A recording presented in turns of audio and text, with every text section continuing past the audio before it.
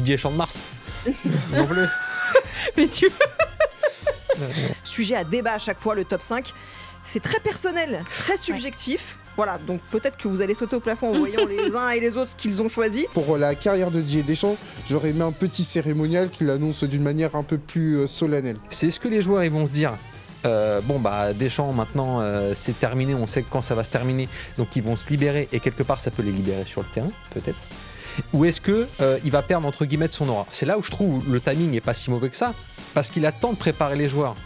Tu vois, quand il a le temps d'anticiper, de dire aux joueurs... c'est pas juste avant la Coupe du Monde, c'est vraiment un génie du foot qui a révolutionné le foot, qui a offert à l'équipe de France un de ses premiers titres. En vrai, on aurait pu faire un top 5 avec que Zizou dedans, ça m'aurait très bien plu. Ami Deschamps.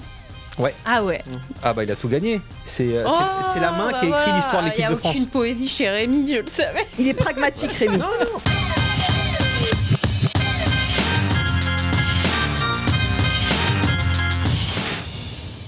Salut à tous, ravi de vous retrouver pour un nouvel épisode d'RMC Sport Club, votre émission du lundi, 19h sur la chaîne Twitch d'RMC Sport et en replay ensuite sur YouTube. L'équipe du soir pour m'accompagner, Apo qui est de retour. Salut Apo. Salut Flora, c'est notre première ensemble. Ouais, exactement. Je mets un petit point d'honneur à avoir une autre femme que moi dans ces fauteuils. La parité, on est bien. Exactement. On a Elton qui est de retour. Salut Elton. Salut Flora et bonne année 2025. Bah ouais, bonne année à toi aussi. Bonne santé. Passez de bonnes fêtes. J'ai passé de très bonnes fêtes. Petit repos, on a investi dans le costume qu'on avait fait le cadeau de Noël ou Oh non, c'est tout récent, Un petit color block, très bien. Ouais, parce que c'est depuis l'émission mode. Exactement, voilà, t'as tout à fait très compris bien. et tout. Mais après, faut continuer. Ouais, c'est ça. C'est ça. Attention. On accueille un petit nouveau dans l'émission que vous connaissez si vous êtes abonné à la chaîne YouTube d'RMC Sport. C'est Rémi qui est avec nous. Salut Bonsoir. Rémi, C'est qu'on ma retrouve première. normalement tous les jeudis. De 13h à 14h en direct sur la chaîne Twitch et YouTube de RMC 14h30 Sport. même plus. Ouais, Ouais. pour prolonger le plaisir, ouais. Ouais. Ça va, tout va bien? Ouais, et vous, je suis content d'être là. Alors on t'a Bonne pas année à dit, tout le mais il y a un gros bisutage pour les nouveaux. Non, je déconne. Vas-y, je suis prêt.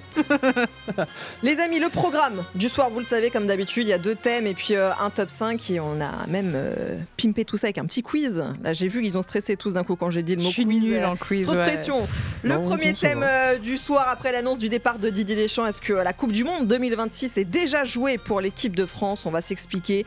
Le quiz donc sur notre sélectionneur national à venir. Et puis le deuxième thème, très engagé. Aujourd'hui, le sport a-t-il perdu toute éthique? On vous expliquera pourquoi.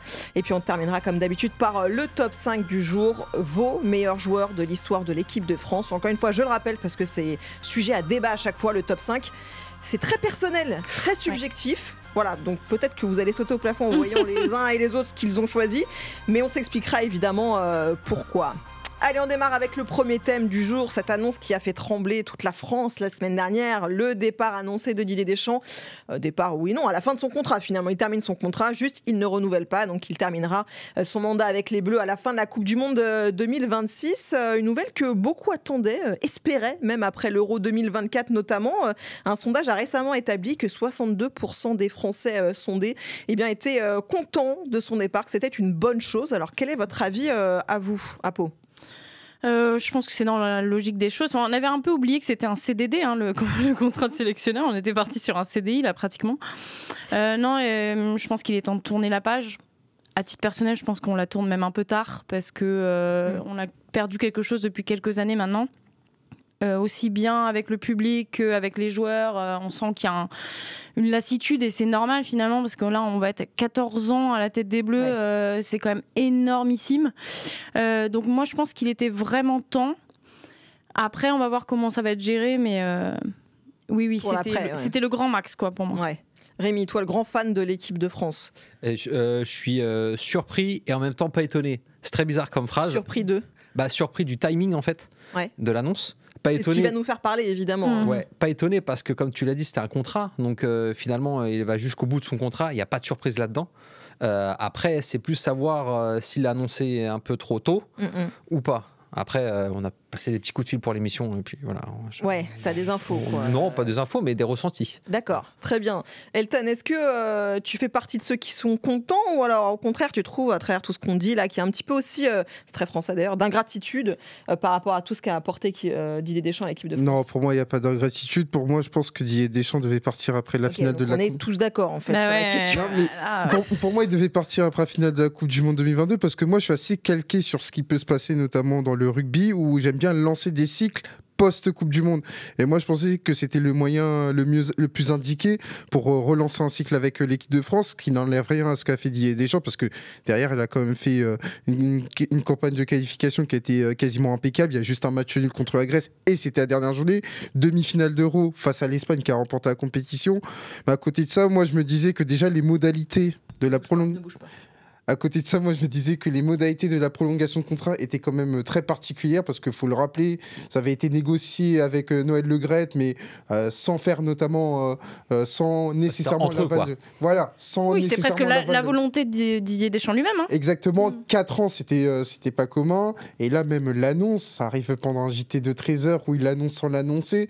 Moi, sincèrement, pour la carrière de Didier Deschamps, j'aurais aimé un petit cérémonial qui l'annonce d'une manière un peu plus solennelle. Mais de quelle manière alors, ça veut dire pour une conf de presse par exemple quand il donne sa liste, une conférence de presse ou par exemple une lettre notamment à la France sans faire du Michel. T'es un romantique toi. Non mais en gros pour annoncer qu'il partait. Lettre à France. Ouais. Mais là il explique oui voilà à un moment donné il est temps que ça se finisse et alors que même la présentatrice TV, la présentatrice de TF1 en a parlé, elle s'y attendait pas. Donc même mais ça j'ai l'impression que c'est un peu raté. Je trouve que c'est un petit coup de génie de com. C'est Didier Deschamps et je pense qu'il avait vraiment pas envie de se taper une conférence de presse avec 25 questions sur lui. Et du coup, là, pour lui, il a vraiment la main. Il sait qu'il va y avoir un petit rebond de la part de la présentatrice, mais que derrière, il va pas reprendre la parole. Il va laisser parler tout le monde. Il sera pas mis en difficulté à cet endroit-là. Exactement. Et je pense que c'était très calculé, même si. Vu comme ça, oui, t'as raison. Je pense que comme ça, c'est une façon de dire je l'ai annoncé, j'ai maîtrisé ma com, et maintenant vous me laissez tranquille jusqu'au prochain rassemblement. En vrai, bien joué. Qui sera en mars. Absolument. Ouais, je vais juste saluer le chat que j'ai oublié. Honte à moi. Salut le chat. Salut à tous. Merci d'être avec nous dans le chat. N'hésitez pas à participer, évidemment, à nous donner votre avis, à venir aussi donner votre top 5. Préparez-le déjà. Préparez aussi votre réactivité pour le quiz qui sera tout à l'heure parce que je sens qu'il y en a qui vont être chauds en plateau. On en a parlé un petit peu aussi. Moi, j'ai sentiment. Alors, on peut rappeler le bilan de Didier Deschamps, mais mine de rien, c'est quand même 64% de victoire à la tête des Bleus, qui est le 4e meilleur bilan de l'histoire, bilan qui peut être aussi un peu plus bas que les autres parce qu'il a joué, parce qu'il était à la tête de plus de matchs, tout simplement, c'est le sélectionneur le plus capé. Mais est-ce qu'il n'y a pas aussi cette lassitude liée à une personne qui est là, tu l'as dit, à Pau depuis 14 ans, qui sera là à la fin de son contrat depuis 14 ans, ce qui est énorme. Je veux dire, c'est quand même assez rare dans le monde du foot moderne d'avoir un mandat aussi long. Est-ce que c'est pas lié aussi aux nombreuses critiques qui ont été faites sur le jeu proposé par Didier Deschamps et l'équipe de France, notamment, c'est pour ça que je parlais de l'Euro 2024 tout à l'heure, à la suite de cet Euro où vraiment on a senti qu'il y avait un petit désamour, mine de rien, de la part du public français pour les Bleus? Bon moi je me suis rarement éclatée en regardant l'équipe de France de Didier Deschamps et déjà même, je vais en choquer certains, mais moi 2018 je me suis pas éclatée dans le jeu. Il y a eu des émotions, seule, voilà, il y a eu des émotions, des retournements de situation si vous voulez, mais je trouve qu'il n'y avait pas beaucoup de travail de dire on va faire plaisir aux gens, donner un football très offensif, cette formule ne fonctionne pas, on va essayer de relancer un petit peu. Non, tu sentais que c'était quelque chose de très froid. Alors il sait très bien le faire. Gérer un match, gérer un score, gérer une compétition, il est expert là-dedans et chapeau à lui parce que c'est grâce à lui qu'on gagne la deuxième Coupe du Monde, c'est grâce à lui qu'on fait des résultats derrière. Mais tu peux accepter de ne pas trop vibrer en regardant une équipe pendant 2-3 ans ou disons dans l'optique de gagner une compétition, mais sur 12-14 ans. Au bout d'un moment, tu te fais suer et t'as pas. Moi, j'ai limite là en ce moment, j'ai pas trop envie de regarder l'équipe de France jouer. Ce qui est aberrant pour une fan de foot comme moi. Hein. Oui, non, mais c'est sûr. Rémi, c'est ton ressenti et tout. Est-ce que tu as des choses qui te manquaient avec Didier Deschamps à la tête des... Absolument pas. C'est vrai ? Non, mais parce que alors, si je te dis 15 juillet 2018, tu penses à quoi ? L'équipe de France, mais championne du monde. Voilà, tu sais où t'étais. Oui. Tu sais ce que tu faisais. Oui. Mais toi, tu es pragmatique, donc tu retiens les titres. Tu veux vraiment que je te raconte parce que moi, j'ai regardé la finale avec mon père et on a gagné et j'ai même pas, j'ai même pas tellement célébré. Je te jure que vraiment, il y avait pas, il y avait le côté, il y avait moins d'émotions. Ok, cool. Ouais. Mais en fait, j'ai pas été emportée. Moi, j'ai besoin d'un truc total. J'ai besoin d'un peu de fantaisie, de Pas de poésie, de problème. créativité. Et donc, il m'a manqué quelque chose. 18 décembre 2022, t'étais où? Tu faisais quoi? Je travaillais peut-être. C'était un dimanche soir, à 17h. Quand t'as regardé la finale, t'as pas vibré? T'as pas kiffé? Alors ok, pendant 60-80 minutes... Ouais, mais c'est le scénario qui fait ça. Ouais, mais... Et alors? Enfin, ce que je veux dire, déjà... Là, on parle en termes de fond de jeu, tu vois. Là, en plus, on est en finale de Coupe du Monde. C'est quand même un match très particulier. Si on prend sur la longueur et tout le mandat Didier Deschamps, est-ce que vraiment, comme dit Apo, il y a des matchs où tu te dis, ouais, putain, là, l'équipe de France, ça joue quand même et tout. Toute la Coupe du Monde 2022, par exemple. Ah ouais? Bah ouais, regarde la France-Angleterre. Moi, c'est un match, j'avais plus d'ongles à la fin, j'ai saigné des doigts, tout ce que tu veux. On était Oui, en mais tu matinale, parles de j'ai pas dormi. Parce suspense, qu'il y a tu parles l'enjeu pas de contenu, ouais. je trouve, tu vois. En fait, moi, par exemple, là, je veux dire, quand l'Espagne gagne un titre, je pense qu'elle est super contente parce qu'elle a eu du jeu et du très beau jeu sur toute une compétition. Nous, quand on gagne un titre, il y a du pragmatisme. Il y a un joueur qui surnage. Mais j'ai pas vibré tout le long. Après, c'est j'ai quand même pas vu paradoxal beaucoup. parce qu'en 2018, t'as la meilleure attaque de la compétition, t'as les matchs comme face à l'Argentine. T'es mené et face 11 à minutes Croatie. sur l'ensemble de la compétition, c'est Exactement. contre Et à l'Argentine. côté de ça, t'as les individualités telles que Griezmann, Pogba, Kylian Mbappé. Donc, quelque part. Oui, après, je peux comprendre, mais il faut aussi comprendre la portée populaire d'une compétition Bien sûr. internationale où ça emmène beaucoup de monde et ils sont attachés à d'autres choses que le contenu de jeu. Et moi, je bien te sûr. dis ça. Je défends les coachs, les équipes qui sont protagonistes, qui vont Oui, aller mais de c'est le l'avant. titre d'abord. Non, mais ça, je le comprends. Il sait très bien le gérer, mais il me manque une Après, petite émotion. on dissocie deux choses. On ne remet aucunement en question le palmarès Bien de sûr. Didier Deschamps, ce qu'il a apporté en termes de titres à l'équipe de France. On parle vraiment en termes de, comme tu dis, de ressenti, d'émotion aussi, parce que c'est ce qu'on recherche aussi quand Exactement. on regarde du sport et du foot. Et tu vois, dans ce sens-là, par exemple, quand il fait la liste pour l'Euro 2021, bah, c'est un événement. Il rappelle Benzema. Ça sort le matin dans la presse et toute la journée, enfin je sais pas comment tu le ressens, enfin vous le ressentez même dans le chat, mais Le problème, c'est qu'il y a Moi- eu l'après, quoi. ouais, non mais j'ai l'impression, tu vois, mais regarde, il rappelle Benzema, c'est le meilleur buteur de l'équipe de France sur la compétition, il fait 4 buts je crois. C'est ça, oui. Tu vois, il fait des contrôles, il marque des buts, enfin bref. Là, pour l'Euro 2024, il rappelle Kanté. Je crois que l'annonce, l'info, elle sort vers 17h, un truc comme ça. Ouais, Ça commence pareil. En fait, il a fait des événements quelconques, il en a fait des vrais événements, je trouve. Et c'est là, moi, où je trouve qu'il y a... Alors après, ce sera peut-être Zizou, ce sera peut-être quelqu'un d'autre, mais je trouve qu'il y a eu une médiatisation, et même, il a su créer des émotions à partir de rien du tout. Quand il reprend l'équipe de France, donc c'est en août 2012... L'équipe de France, c'est Laurent Blanc, elle s'est fait taper par l'Espagne, elle est en reconstruction. Non, mais c'est sûr, c'est pour ça qu'on disait qu'on ne remet pas vraiment en question. Et tu vois, on nous dit dans le chat, dans quelques années, on se souviendra du palmarès de Deschamps, pas de son style de jeu, et évidemment. Sauf que nous, on discute là à l'instant T et on se pose la question. Et d'ailleurs, pour revenir sur le débat initial et dans la perspective de cette Coupe du Monde 2026, donc qui sera donc sa dernière compétition, encore une fois, si les Bleus se qualifient, parce que ce qui se passe aussi si les Bleus ne se qualifient pas pour ce mondial, on peut se poser la question donc, du timing de cette annonce faite par Didier Deschamps. Pourquoi à 1 an et demi du début de cette Coupe du Monde? On va écouter l'avis justement du président de la Fédération française de football, Philippe Diallo. D'abord, je pense qu'il y a une part de spontanéité chez Didier dans cette annonce. Et puis après, je pense que c'est un moment qui lui appartient. Et donc, de ce point de vue-là, je trouve qu'il a fait preuve, à mon avis, à la fois de responsabilité, de lucidité et d'élégance. Parce que ce moment spontané fait que finalement, il a une nouvelle fois mis sa situation personnelle au service de la protection de l'équipe de France et des Bleus. Je pense que cette annonce qu'il a faite, finalement, permet à tous de pouvoir être totalement libre, totalement serein et de pouvoir surtout se concentrer sur l'essentiel, c'est-à-dire les performances de l'équipe de France. Et ben moi j'ai mis un gros bémol quand même à cette déclaration, ou en tout cas ce qu'affirme Philippe Diallo dans le choix du timing de Didier Deschamps. Je suis pas sûre que justement cette annonce libère tout le monde. En fait, moi j'ai l'impression qu'il lui s'est libéré d'un poids en se disant au moins on va arrêter de me poser la question et tout, etc.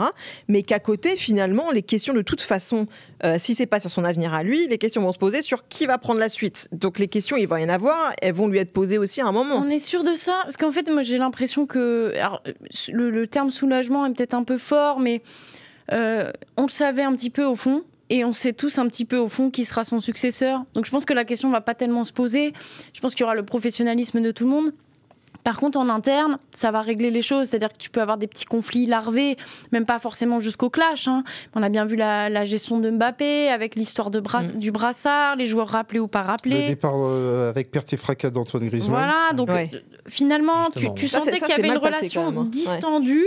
Et là, finalement, c'est une façon de dire... bon bah allez, tenez encore bon jusqu'en 2026, on y va tous ensemble pour notre dernier défi et après vous serez débarrassés. Je suis pas d'accord dans le sens où je pense que c'est très intelligent de sa part. Lui, il se laisse le temps de voir ce qu'il peut préparer pour la suite. Il laisse le temps à la Fédé de préparer la suite, que ce soit avec Zizou ou avec un autre. Il déplace la pression et la lumière sur lui pour la prochaine conf de presse qui sera de mémoire le 17 mars 2025 pour la liste par rapport à l'équipe de France. Parce que là, tu oublies les performances de Mbappé, le cas Griezmann, les questions vont être que sur lui. Quasiment. Sauf s'il y a un événement exceptionnel entre-temps avec une blessure ou machin ou je sais quoi. Mais il va, je pense, faire paratonnerre par rapport à tout ce qu'il y a concernant l'équipe de France en attirant la lumière sur lui et du coup en libérant les joueurs. Alors après, le seul doute que j'ai, c'est est-ce que les joueurs ils vont se dire bon bah Deschamps maintenant c'est terminé, on sait quand ça va se terminer, donc ils vont se libérer et quelque part ça peut les libérer sur le terrain peut-être, ou est-ce que il va perdre entre guillemets de son aura? Franchement je pense pas, parce que tu as la ligne de mire 2026, la Coupe du Monde aux États-Unis. Je pense que par rapport à tout ce qui concerne les joueurs de foot actuels, notamment français qui adorent la NBA, qui adorent toute la culture américaine comme Chouamini, je pense que tout le monde aura de toute façon envie de jouer une Coupe du Monde et en plus aura envie d'aller à la Coupe du Monde aux États-Unis. Ouais, mais Rémi, pour moi c'est quand même une communication notamment de la part du président Diallo qui est curieuse, parce que évoquer le mot soulagement, c'est quand même curieux quand déjà il n'y a pas de pression populaire pour revoir le départ de Didier Deschamps, et même à l'intérieur du groupe. Enfin, dans le stade. À la fin de l'Euro, tout le monde lui pose la question. Dans le stade, il n'y a pas eu d'appel à la démission. Didier Deschamps n'est pas sifflé. Ça, faut quand même le contextualiser. Non, mais ce soit un appel à la démission, t'as bien senti qu'il y a une forme de lassitude de tout le monde quand même. Mais même à l'intérieur du groupe. Sincèrement, on parle d'un groupe qui était leader en Ligue des Nations, leader de sa poule, qui est deuxième nation FIFA. Philippe Diallo, on a parlé encore une fois, qui aurait pu être même première nation FIFA. Parler de soulagement, ça veut dire qu'il y a des choses qui, à l'intérieur du groupe, sont plus compliquées que ce qu'on veut bien nous dire. Là, je reviens à ce que tu disais tout à l'heure. C'est-à-dire que si Philippe Diallo il a été élu jusqu'en 2028 et que tu disais, comme tout à l'heure, que c'était l'homme qui voulait être celui qui allait nommer Zizou à la tête de l'équipe de France, lui, la pression, il se l'enlève. C'est Deschamps qui annonce, il s'en va lui-même. Ok, lui, il n'a même pas à trancher. Il n'a même pas à se dire, ouais, je vais le prolonger. Il n'a pas à prendre cette décision-là. Ouais. Bah, lui, il parle de soulagement, c'est normal. Oui, mais j'ai l'impression, enfin, je veux dire, on n'était pas non plus, il y avait quelques tensions en interne, on n'était pas non plus sur un clash absolu, à part avec Griezmann, mais finalement, il a réglé lui-même le problème en disant, je viens plus. Donc finalement, c'est plus un problème pour Didier Deschamps, puisqu'il ne vient plus dans le groupe. Mais j'ai pas le sentiment qu'on est à l'époque Domenech, vous voyez ce que je veux dire? Je prends le cas extrême. Ouais, parce qu'on a vécu des heures un peu sombres, on se dit que. Voilà, mais tu vois, quand on parle il n'est pas venu en parlant d'odeur du sang. Exactement. De presse. Il y a personne qui, même en interne. Non, mais après, la conférence de presse d'après-match contre l'Espagne, il dit respectez-moi en me demandant, en ayant un peu plus de respect par rapport au fait de me demander si je vais continuer ou pas. C'est pas le moment. J'ai un palmarès qui parle pour moi. Tranquille. Et là, je trouve qu'il a raison. Mais ça, c'est par rapport à la presse, du coup, c'est pas par rapport à son groupe. Quand la presse fait qu'il y a des critiques, fait qu'il y a des sensations, un ressenti et plus ou moins un avis plus négatif ou positif. Et tu vois, moi, je me pose la question parce qu'on disait, on sait tous qui va venir prendre sa place, et a priori, voilà, Zinedine Zidane, même si c'est pas fait, qu'on n'est pas sûr que ce soit fait. Enfin, voilà, Philippe Diallo dit pour l'instant, par respect pour Didier Deschamps, c'est pas la question qu'on doit se poser, etc. La question, je suis désolée, mais à un moment donné, elle va bien se poser. Elle va se poser rapidement. Quand est-ce qu'il va être officialisé, s'il l'est, si c'est pas lui ou un autre, et quand ce sera fait et que ce sera officialisé, t'imagines l'ombre qui pèse quand même derrière Didier Deschamps, cette pression de l'homme qui va arriver après. C'est le cas depuis des années en fait. Et je pense que Didier mais là Deschamps, ça devient concret, tu vois. Ouais, mais je pense qu'il s'en fout. Vraiment, je pense qu'il s'en fout. Il fait sa vie. Lui ou les joueurs, tu vois, je pense aussi aux joueurs. Je sais pas, est-ce qu'il n'y a pas une forme de relâchement quand tu sais que ton sélectionneur, il va de toute façon finir par partir? Peut-être que quand tu t'appelles Kylian Mbappé, t'as hâte d'avoir un nouveau sélectionneur, et surtout si ce sélectionneur s'appelle Zinedine Zidane. Ça, ok. J'ai pas le sentiment que ça va le pousser, surtout. Il a des défauts Mbappé, mais enfin, il est quand même très professionnel. Ça va pas le pousser à jouer en claquette une Coupe du Monde. Donc je pense que ça va pas poser souci en interne. Après, vis-à-vis des médias, tu vois, moi, tu disais finalement, il va prendre toute la lumière sur lui, etc. Oh, il a pas attendu ça pour faire des conférences de presse où il refusait de répondre à des questions, même sur des joueurs, etc. Et où il bottait en touche. Et moi, je te dis, il va servir de paratonnerre. C'est-à-dire que la pression qu'il y aura sur les joueurs, bim, ça va se revenir sur lui. Et quelque part, je trouve que c'est bon. Mais la question va leur être posée tout le temps aux joueurs. Est-ce que vous êtes content que ce soit Zinedine Zidane? Est-ce que vous préférez lui ou Deschamps? Est-ce que ça va venir en fait ces questions-là, tu vois? Ça va venir parasiter tout ça. Mais moi je trouve que, enfin, alors oui, ça va venir, mais en l'ayant annoncé, tout le monde peut se préparer. Et le temps dans le foot, c'est tellement du luxe que je pense que pour le coup, alors peut-être que c'était un poil trop tôt. Et comme dit Elton, peut-être qu'il aurait pu l'annoncer à une conférence de presse ou après un match ou un truc comme ça. Là, on a le temps de réfléchir, de voir venir, de poser des questions. Il va y en avoir des conférences de presse quand même d'ici là. Mais donc, tu penses pas aussi, enfin, je me mets à la place, tu vois, il y a Lucas Hernandez qui a fait un message pour Didier Deschamps quand il y a eu l'annonce, où il dit ouais, on a encore quelques belles choses à aller chercher. Bah franchement, on se projette. Tu termines champion du monde, 3e étoile sur maillot en 2026 aux États-Unis.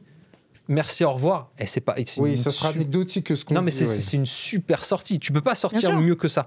Après, évidemment, s'il se qualifie pas pour la Coupe du Monde. Et tu sais qu'il est un peu invirable. Il est un peu invirable avec ce qu'il a dit, parce qu'il a dit en gros, je vais aller au bout de mon contrat et après j'arrête. Donc finalement, quoi qu'il arrive, si ça se passe mal, si t'as un clash, etc., tout le monde va se dire, même à la Fédé, de toute façon, il arrête en 2026, on va pas agir avant, on va pas le virer avant. Et de toute façon, ce qui va m'intéresser, c'est le timing de l'annonce du nouveau sélectionneur. Parce évidemment. Que ça va être un sujet épineux. C'est-à-dire. Tu auras des tendances, mais tu n'auras pas d'officialisation avant la fin du contrat.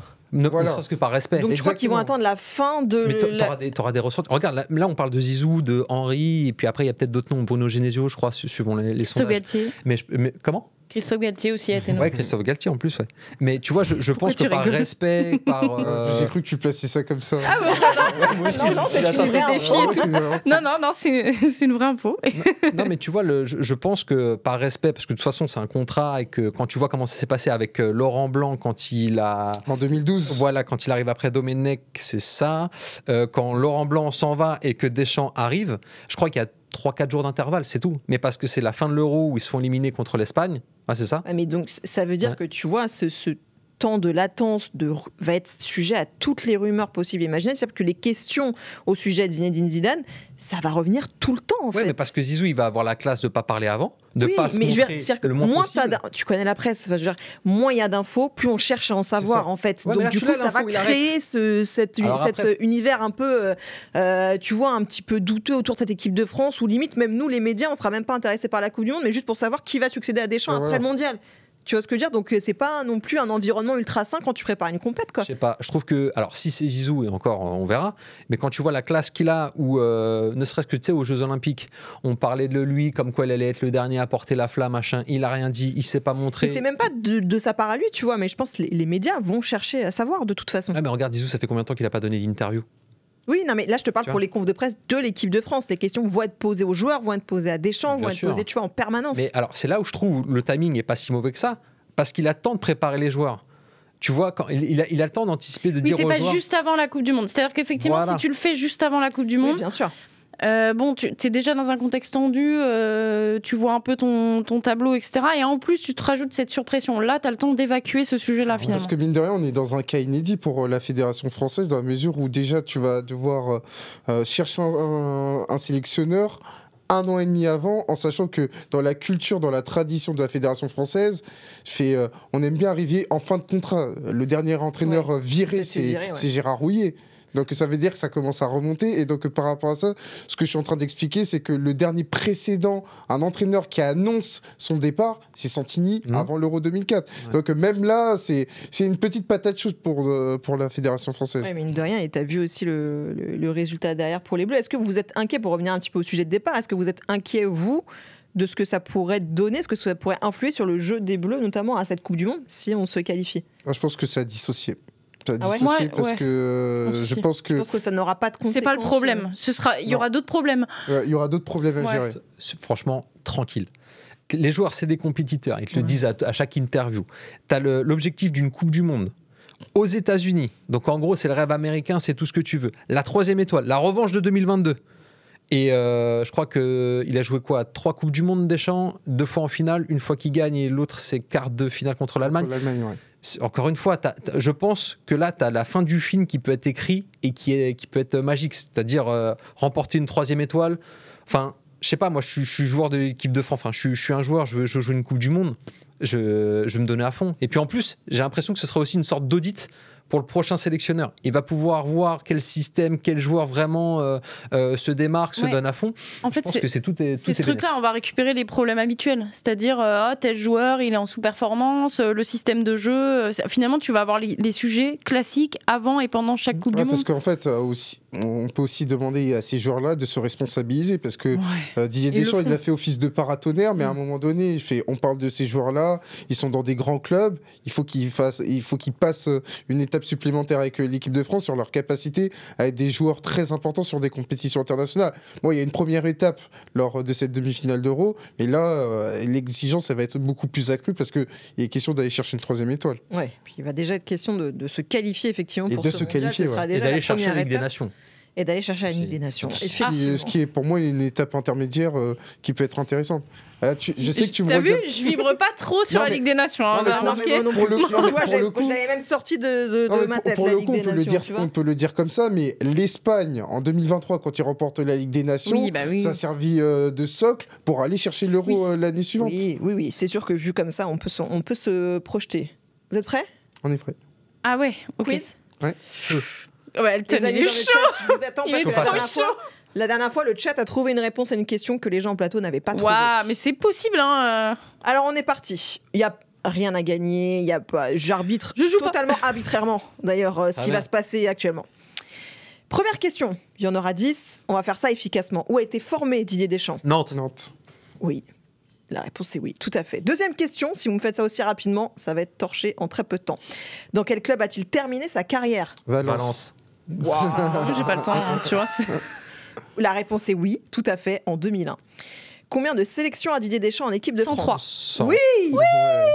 Ah, il y a Incroyable. du très très haut niveau. 54 capitaines, hein, je crois. Combien de buts? 4. Ça en plus, non? Ceci n'est pas une question de quiz, Rémi. Tu n'as pas de points en plus. J'essaye de gratter comme C'est je pas peux. sa stat la plus flatteuse, mais bon. Alors, on attend évidemment la fin de la question Ah. avant de répondre à la question, s'il vous plaît.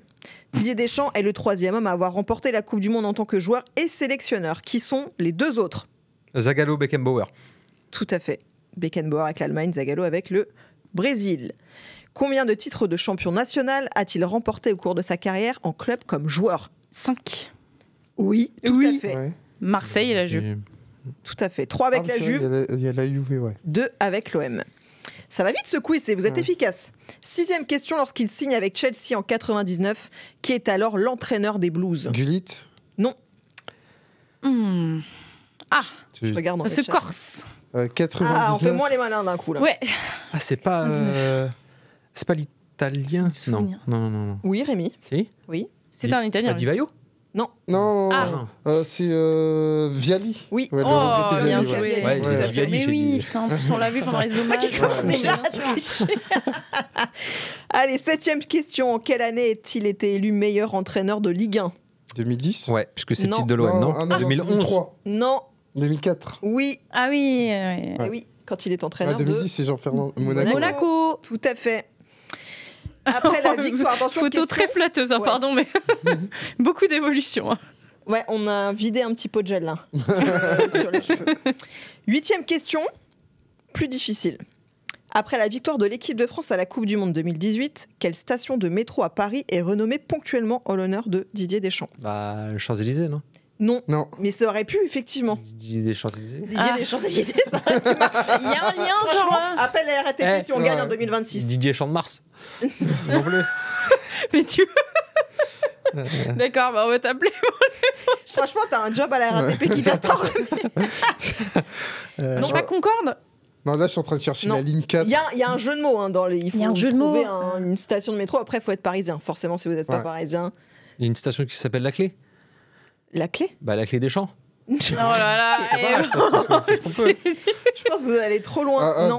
Champs-Élysées Clémenceau. Non, il a dit. Non, c'est pas ça. C'est pas ça. Bon, allez, je vais vous aider parce que là, c'est compliqué. On va peut-être afficher. sur la quelle ligne. ligne Quelle ligne? La Ouais. 12. Ah. La 12, elle est longue quand même. Ça vous aide pas, hein?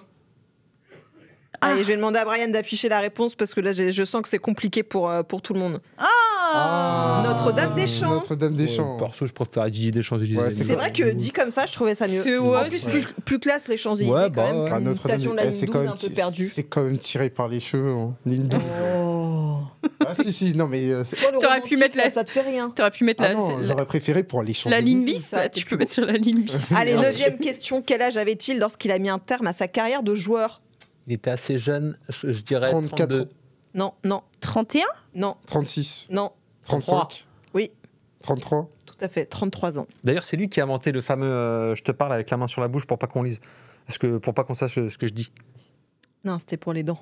Ah non. Ah non, mais après, et Thierry Henry, après, il le fait. Non, mais tu sais pourquoi? Il Parce l'a que récupéré. c'est la finale l'Euro 2000. La discussion avec Roger Lemaire. Voilà, Ouais. il met les mains devant sa bouche Mais pour pas qu'on lise, parce qu'il y a des experts labiales qui avaient essayé de tenter de reconnaître la C'est le discussion. moment c'est lui qui a où il y a inventé de plus en plus de gros plans et où tu essaies de décortiquer. ça. Curseur. Allez, la dernière question.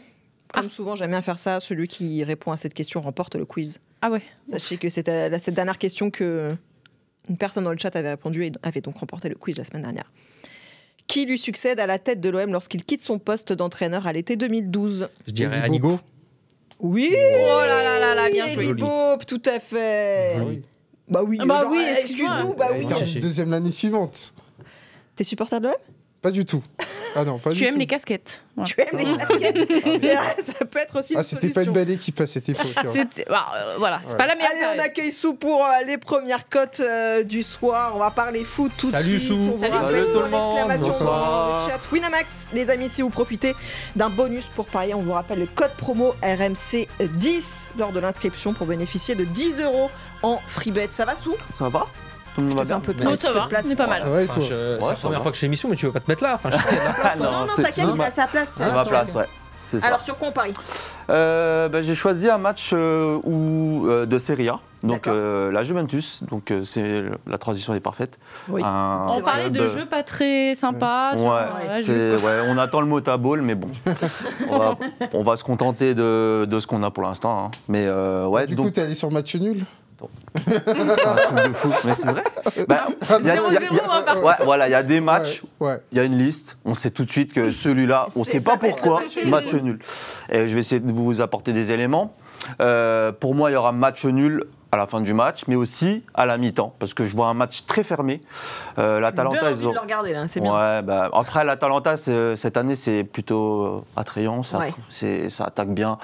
Mais la Juve, ça a du mal. Mais c'est une équipe qui est invaincue.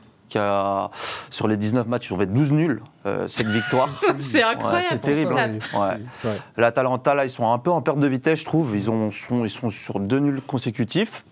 Mais et c'est la Juve, c'est leur bête noire. C'est clairement, c'est l'équipe contre laquelle ils ont le plus perdu. C'est les couleurs de l'Inter en même temps, donc bon. Ça... Ouais, c'est ça. 76 défaites et la Juve, sur les 19 derniers déplacements, ils ont perdu qu'une seule fois à l'Atalanta.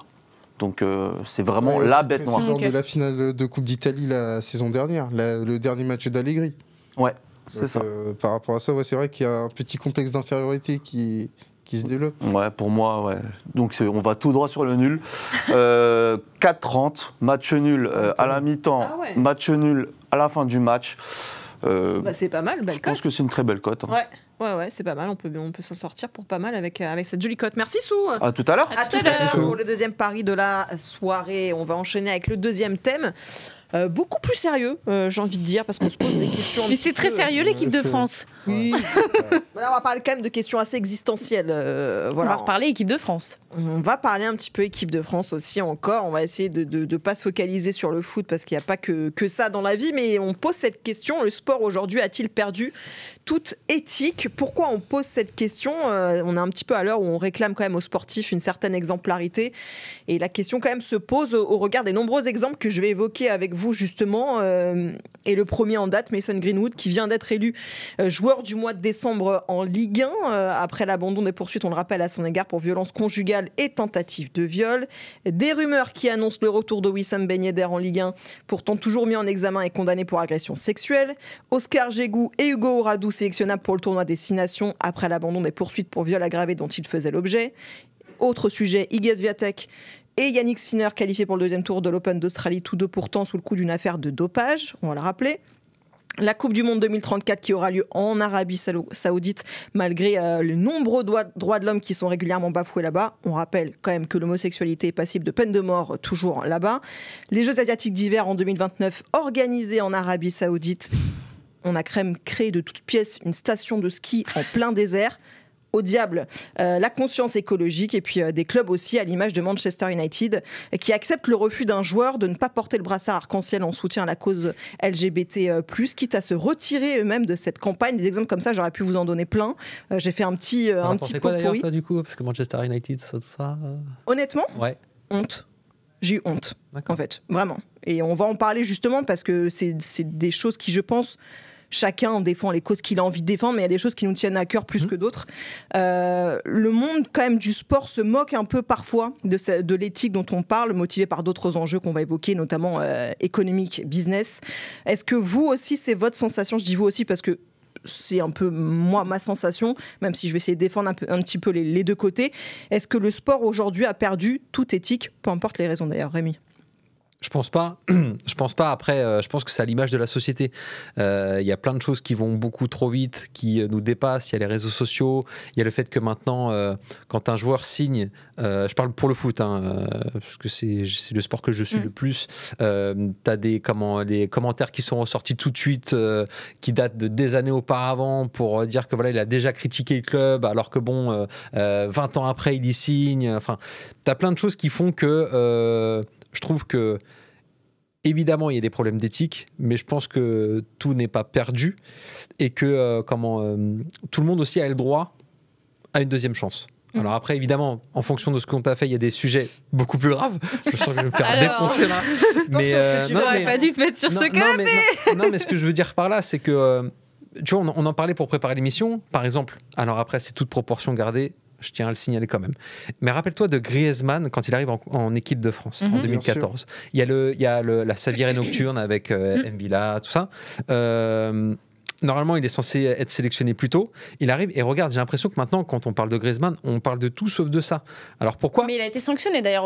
Mais comme aussi d'autres joueurs. Et tu vois, après, je suis d'accord que suivant les rapports de jugement qu'il peut y avoir quand il y a un non-lieu, ça ne veut pas dire que le joueur est innocent non plus. Que, voilà. C'est effectivement sur ça, on va prendre des pincettes, je pense, pour parler beaucoup de sujets, parce qu'il y a une notion judiciaire qui est très importante là-dedans. C'est pour ça qu'on va essayer de rester sur le côté vraiment moral en fait, de la chose. C'est pour ça que je parle d'éthique, parce qu'évidemment, les questions judiciaires, c'est pas à nous de le juger. Il y a des choses qui sont en cours, mais en préparant cette émission, j'ai juste tapé éthique sportive dans Google et on tombe en fait rapidement sur le site du gouvernement français, tout simplement. Et il y a une liste en fait d'éléments qui étaient énumérés. On parle de racisme, d'antisémitisme, d'homophobie, de violences faites aux femmes, de violences sexuelles, psychologiques et de toute forme de discrimination et de dopage également, qui font partie d'une certaine éthique que doit respecter le sport. Et là, on parle d'un article publié par le gouvernement. Donc on parle vraiment quelque chose d'institutionnel finalement. Donc c'est pas quelque chose qu'on évoque comme ça entre nous en se disant quand même les sportifs ils pourraient avoir un peu plus de morale. Et pourtant il y a tous les exemples que je vous ai donnés. Est-ce que vous trouvez ça normal qu'un sportif qui est sous le coup d'une mise en examen puisse continuer de jouer au foot? Je pose la question sans avoir vraiment d'avis sur la question, Apo. Et d'ailleurs, tu parlais de gouvernement, mais il y a aussi la charte du CNOSF qui a été revotée en 2022, parce qu'à peu près tous les 10 ans, ils font une réactualisation. Et ce qui est intéressant dans cette charte, c'est aussi à qui elle s'adresse, et il est bien marqué à tous les acteurs du sport en France, aussi bien les joueurs, les éducateurs, les entraîneurs, les parents aussi. Vraiment, ça s'adresse à tout le monde. Projet Mbappé et tout ça. Ouais. Exactement. Est-ce que c'est normal qu'un joueur accusé de viol puisse jouer? Alors, je vais rebondir un peu sur ce que disait Rémi. L'avantage aujourd'hui par rapport à une autre époque, c'est tout se sait. C'est-à-dire que je pense qu'il y avait autant d'accusations de viol, d'agression ou de corruption, malversation, de dopage aussi il y a 10, 15, 20 ans, que ça se savait moins, on étouffait plus les affaires. Aujourd'hui, ça sort. Il y a des procédures, soit des procédures sportives, soit des procédures judiciaires. Donc au moins, on a connaissance des faits et ensuite il y a un jugement, qu'il soit sportif ou judiciaire, qui est rendu. Donc je me réjouis de ce truc-là. Je suis un peu partagée parce que si je prends l'exemple de Gégou et Oradou, moi, je répète encore une fois, je suis féministe, je suis de plus en plus féministe. Donc évidemment, c'est des sujets qui me tiennent beaucoup à cœur. Et quand l'affaire éclate, on est tous évidemment choqués, mais je trouve qu'au départ, La fédération a plutôt bien fait son travail, puisque, disons qu'ils n'ont rien caché, ils ont communiqué très vite, et il a très vite été question de les écarter, les suspendre, tant que la procédure était toujours en cours. Mine de rien, déjà ça, c'est une bonne chose de la part des instances de prendre leurs responsabilités. Après là, l'affaire est terminée finalement, ils n'ont pas été condamnés. On a Fabien Galtier qui dit qu'ils sont sélectionnables. Alors, tu sais quoi, avant peut-être que tu vas pouvoir rebondir sur les propos. Je vais répondre à Fabien Galtier. Voilà, de Fabien Galtier, qui était l'invité du podcast RMC Entre les poteaux. On l'écoute, le sélectionneur des Bleus. Avec leur club, dans le championnat de France et maintenant en Coupe d'Europe, donc ils sont sur un plan sportif, ils sont jugés au même titre que les autres joueurs et pour leur capacité à être potentiellement en équipe de France. Et l'autre partie, c'était la partie juridique. Et le président de la fédération, Jean-Marc Lermet, Florian Grill, ont clairement pris une position qui était c'est un non-lieu ou pas de sélection. Même si vous pensez qu'il y a un appel de la plaignante. Mais nous faisons confiance à la justice. Donc il y a dans l'organisation de la justice la possibilité de faire appel. La justice suit son cours, suit son travail. Mais aujourd'hui, à l'heure où je vous parle, c'est un non-lieu qui les concerne, pas autre chose. Il a raison. Après, quelqu'un qui bénéficie d'un non-lieu, il a le droit d'exercer son métier. Je suis la première à le dire, mais dans tous les domaines, si tu prends la musique, si tu prends n'importe quel domaine, on n'est pas obligé de trouver ça génial. On n'est pas obligé de célébrer un essai de Jégou Oradou quand il sera marqué. Ce qui a été le cas, pour le coup. Ce qui a été le cas, ce qui m'a rendue un peu folle. À La Rochelle. Voilà, on n'est pas obligé de célébrer Mason Greenwood qui est accusé d'avoir tabassé sa compagne. Ouais. Donc, qu'ils fassent leur métier, oui. Qu'ils soient montrés comme des héros, ça, moi, j'ai beaucoup de mal.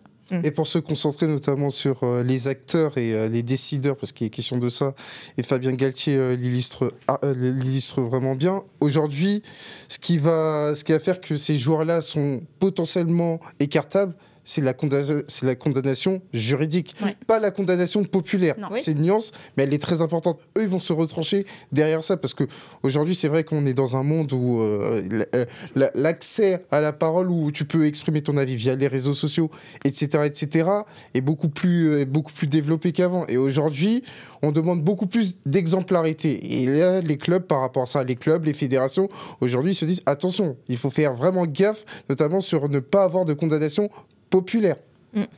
Tu vois, par exemple, en cas d'équipe de France de rugby, Melvin Jaminet qui tient des propos racistes dans une vidéo, c'est devant tout le monde. Finalement, tout le monde voit la chose et l'entend. Donc là, il y a une condamnation même générale, populaire, comme tu le dis. Évidemment, Jégou Oradou, on n'était pas avec eux lors de la fameuse soirée. C'est intéressant ce que tu dis par rapport au rugby, parce que tu as eu deux cas. Tu as eu Jaminet et tu as eu Chalureau. Pendant la Coupe du Monde, Chalureau, c'était un cas qui était bien, qui était un cas dissocié, parce que on était sur un aspect juridique qui était encore plus important. Et là, pour le coup, on avait pris la décision du côté de la fédération de le garder. Donc c'est pour ça qu'il faut faire très attention. Mais la question se pose quand même on a toujours tendance à dire qu'il y a cette notion d'exemplarité qu'on attend de la part des sportifs, que ce soit sur n'importe quel point. Est-ce que justement, parce que je vois tous lever les yeux au ciel quand je dis ça, est-ce que... non, mais je me pose la question... C'est pour ça. C'est le reflet de la société. Exactement. Non, mais est-ce qu'on ne leur en demande pas trop? Est-ce que vraiment on doit attendre des sportifs cette éthique-là du monde sportif? Généralement, je ne parle même pas que des joueurs, je parle aussi des instances sportives, etc., des clubs. Mais est-ce que vraiment on a raison, ou c'est pas un peu utopique et hypocrite à la fois, d'attendre de la part du monde sportif d'avoir cette exemplarité que la société n'a pas? Bien sûr que si, parce que si tu prends par exemple le cas de... Je vais en revenir à Antoine Griezmann, mais on pourra en prendre des milliers d'autres. Mais il part très tôt, très jeune, en centre de formation, à l'étranger. Il doit, ensuite, il éclate, il n'a pas vraiment d'adolescence. Donc aussi, quand on fait des bêtises à l'adolescence, tu vois, c'est comme ça aussi qu'on grandit. Il arrive et ça devient la star de l'équipe de France de par ses performances sportives. Je ne dis pas que c'est un mauvais garçon, loin de là, mais on ne sait pas ce qu'il est réellement dans la vie, on ne le connaît pas dans l'intimité. Si ça se trouve, il a des qualités et des défauts. Mais ce que je veux dire par là, c'est qu'ils sont tellement propulsés vite, ça revient à ce que je disais tout à l'heure avec les réseaux sociaux, tout ça, ils sont tellement montés très vite en star que derrière, ils doivent montrer l'exemple. Ils doivent mais ils sont pas forcément formés pour. Et c'est difficile de se dire que. Oui, mais il faut. J'entends très bien ce que tu dis, et je veux même pas imaginer la pression que c'est qu'on te met sur les épaules à ce moment-là. Mais force est de constater que la médiatisation qu'ils ont aujourd'hui. Il y a des enfants qui les regardent, des enfants qui disent je veux être le prochain Griezmann, je veux être le prochain Mbappé, je veux être le prochain machin, ou Mbanyama ou je ne sais quoi. C'est donc de fait, tu es propulsé en tant qu'exemple et mine de rien, tu ne peux pas faire comme si tu ne savais pas et comme si certes c'est injuste parce qu'ils ont rien demandé spécialement, mais c'est un fait, c'est comme ça en fait. Oui, mais regarde par exemple l'affaire Mbappé avec tu sais le comment ça s'appelle Les accusations de viol en Suède. Non, il y a ça évidemment. Encore mais non, mais tu sais par rapport au contrat avec la Fédé. Ouais. C'est ça, oui. Où eux te disent Contrat d'image. Oui, voilà, moi je suis pas d'accord avec tel produit, je veux pas en faire la pub. Excuse-moi, mais si ça c'est pas de l'éthique. Enfin, tu vois, il y a un vrai côté, je trouve aussi très pur, et je trouve ça très chouette. Et malheureusement, on préfère parler où on va mettre plus en avant des histoires de viol, de ce que tu veux, plutôt que de faire des points là-dessus. Où quelque part, c'est les premiers à dire. Attendez, on n'est pas d'accord. L'un n'empêche pas l'autre en soi. On n'est pas en train de dire. Moi, tu vois, l'exemplarité, je l'attends pas tellement chez les sportifs ou les sportives, parce que ce sont des êtres humains. Et la féministe que je suis va rappeler que nous sommes dans une société patriarcale et qu'il y a donc les dérives qui vont avec. Moi, j'attends l'exemplarité dans les instances. Ouais, c'est ça. Et quand tu as des instances où il y a eu tant de remue-ménage ces dernières années, je veux dire, à la Fédération française de rugby, on a quand même un président de la fédération qui a été condamné pour corruption, il y a une procédure en appel. La Fédération française de football, il y a eu des affaires autour de Noël Le Graët, il a fini par partir. La Fédération française des sports de glace, il y a eu des agressions sexuelles qui ont été couvertes par la fédération. Il y a des soupçons aussi dans les fédérations d'équitation, dans d'autres fédérations aussi. On a des soupçons de corruption dans la Fédération française de tennis. Je veux dire, au bout d'un moment, ça fait beaucoup. Et moi, c'est là que j'attends que ces gens-là soient exemplaires, parce que c'est eux qui vont décider des éventuelles sanctions quand il y a un dérapage ou pire de la part d'un joueur, d'une joueuse ou d'un sportif, d'une sportive. Donc si tu n'as pas l'exemplarité tout en haut, tu ne pourras pas agir s'il y a un souci, parce que finalement le sportif qui a, allez, on va prendre un cas pas trop grave, mais qui a parié sur sa propre discipline, les paris sportifs sont interdits. Tu vises quelqu'un. Tu vises plusieurs personnes. Non mais la fédération, si elle n'est pas exemplaire, le sportif va dire c'est vous qui allez me donner des leçons alors que vous avez des condamnations pour corruption. C'est compliqué d'agir derrière. Donc c'est là moi que j'attends l'exemplarité.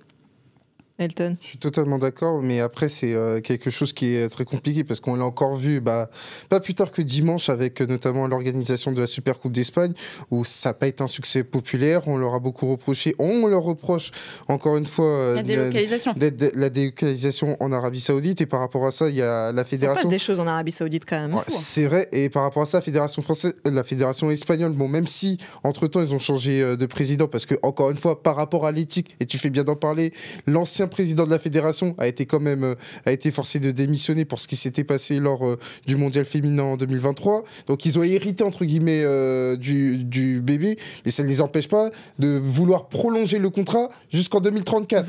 Donc c'est pour ça qu'il y a aussi du côté des instances et des fédérations déjà la politique de l'autruche en disant circuler, il n'y a rien à voir, et un côté très cynique par rapport à cette thématique de l'exemplarité, à savoir que oui, ça a la carte.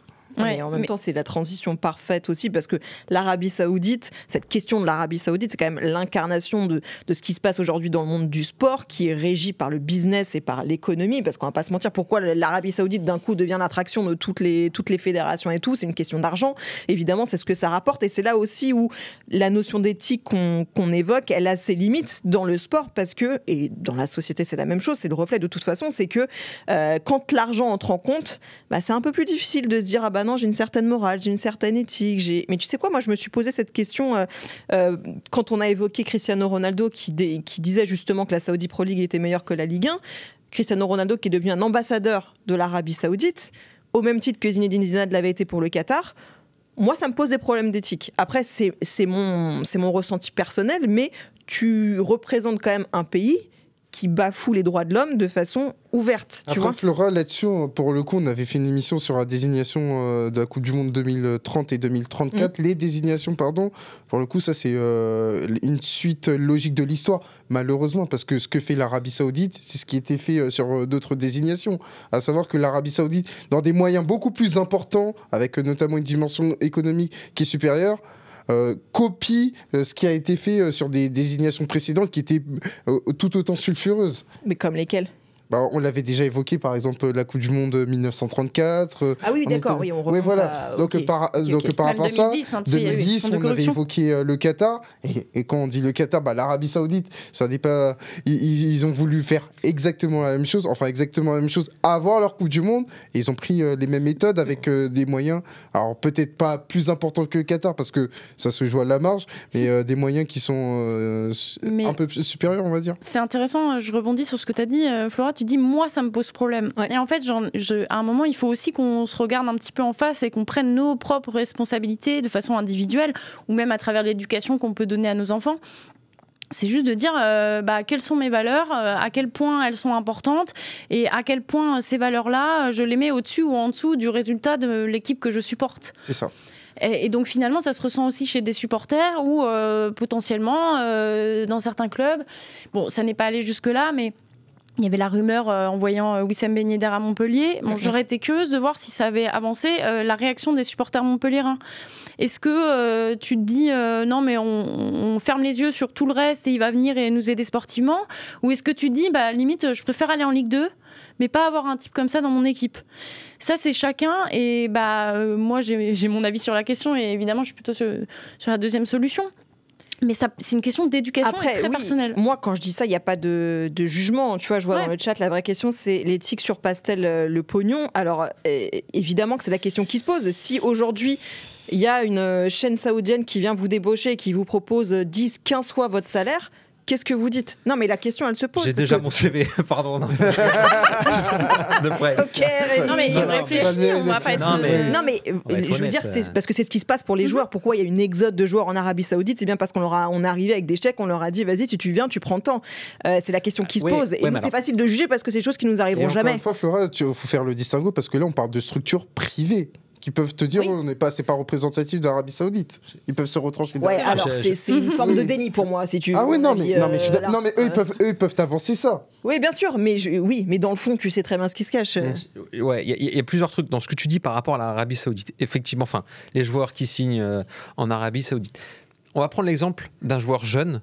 Je sais plus qui avait dit ça, j'ai plus l'exemple en tête. Mais il disait, je vais signer 3 ans en Arabie Saoudite, je vais gagner 1 million par mois.